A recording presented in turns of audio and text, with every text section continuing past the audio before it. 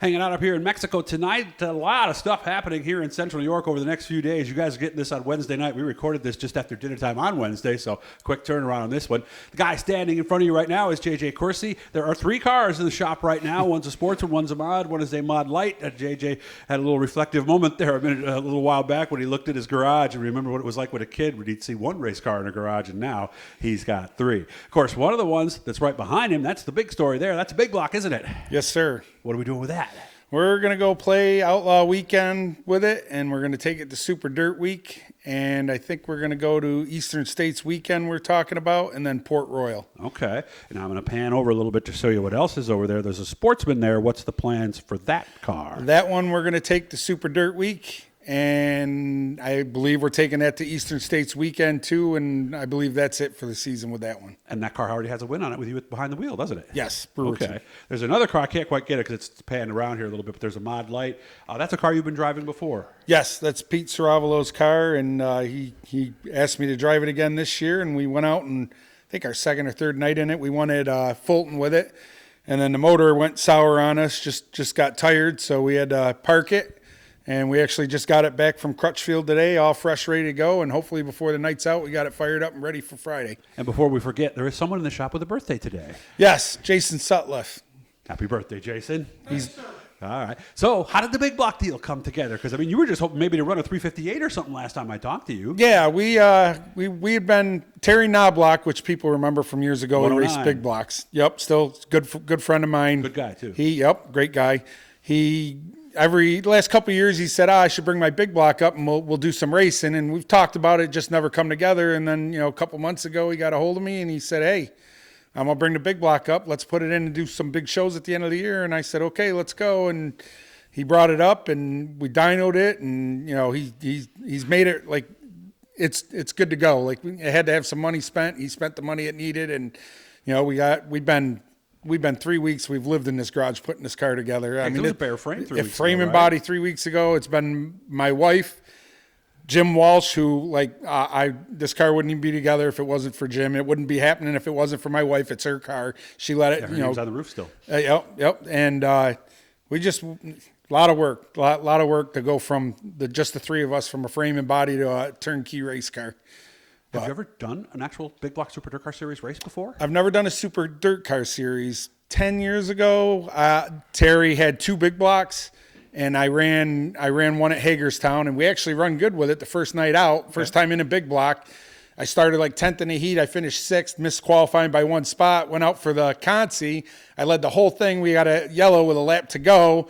We fired off on the green, and Billy Pouch run over the front end and knocked the front end out of it, and that ended our night. But for my first night out, I was ecstatic. And, Adam Ellis, another friend of mine, I jumped in. He had a big block here 4, 5, 6 years ago.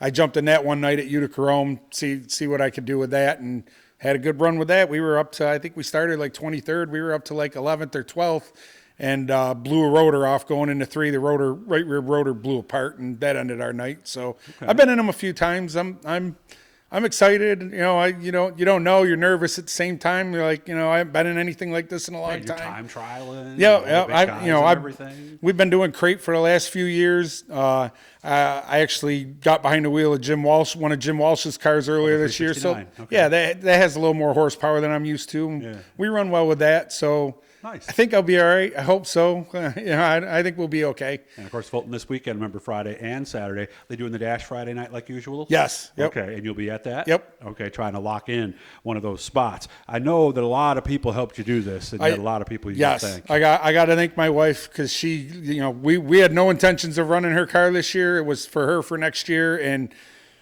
things got. You do whatever you want. Well, so that's the good thing too. That's an insight. We got a brand new Tio coming. We got a brand new Tio coming for next year, a 2022 Elite. Cool. We thought we'd have it sooner. It just didn't time out right.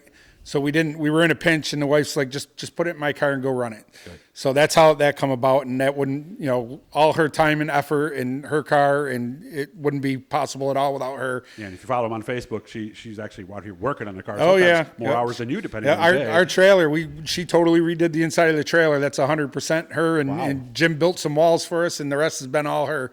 I got to thank Terry Knobloch. Obviously, wouldn't be doing no big block racing if it wasn't for him. very grateful for him to give me the opportunity and trust me with his motor. He's actually coming up tomorrow to spend a week here with us racing. Looking forward to it. I got to thank Jim Walsh. All the success I've ever had in all my racing, even going back to IMCAs, has involved two people mainly. Jim Walsh, he's done. I wouldn't be where I was if it wasn't for Jim.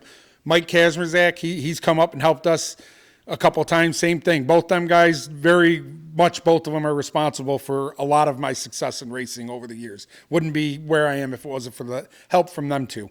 Jim's been up here every day for 3 weeks straight. He's been up here every day, all day, helping get this thing done, and it wouldn't have happened if it wasn't for him. I got to thank Steve Hart, Team Z Motorsports. He helps make it happen. Guy that believes in me back from the IMCA days. If it wasn't for him, I wouldn't be here. I got to thank Johnny Rivers Asset Recovery. He's helped us out a lot this year. Pro stock guy out from John Whiteboy Rivers. Yes, sir. Oh, yep. I know him. I met him at Can-Am a few weeks ago. Yes. Good guy. Yep. Super nice guy. Yeah. Yep. He's helped us I'm out. gonna hang with him someday. Yeah, he's very, very nice guy. Fun guy to be around. I could see that. Matt Hearn, he's helped us out a lot with making this happen at TO. He's given us some breaks and helped us out with a lot of knowledge. So, that really Claverick Services out by Hudson. They've stepped up and give us some money. I think that about covers everybody. Okay. Just none of this would be going on if it wasn't for all them people. It's nice to have people behind you that believe in you and dream come true. I always wanted to run modified. Never would have thought, I'd be running a big block at Super Dirt Week or even Outlaw Weekend, but here we go. Of course, Super Dirt Week, I've heard the cost can be there. Did you figure out the total cost for what this is going to run you? Yeah, I think we're roughly around $7,000 in right now. Okay, where's that money going? To do it right. How much goes to that? We're like $1,300 in fuel for the week. We're 3,500 in tires. Like, we got a ton of new tires we've been stockpiling because they're hard to get. Yes, they are. We saw the writing on the wall a couple months ago, so we started stockpiling our tires.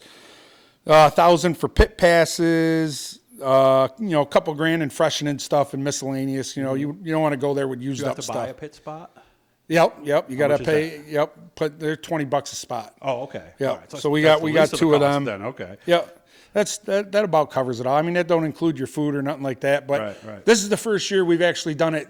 Been able to do it the right way, where you don't have to worry about it if the money's there. Yeah, new tires, not used Right. stuff. We've always motor and the wife and I. We've always done it. We've done it on our own dime the first 3 years, and used up stuff and car we ran all year, and we didn't care. We just wanted to go race. Didn't matter.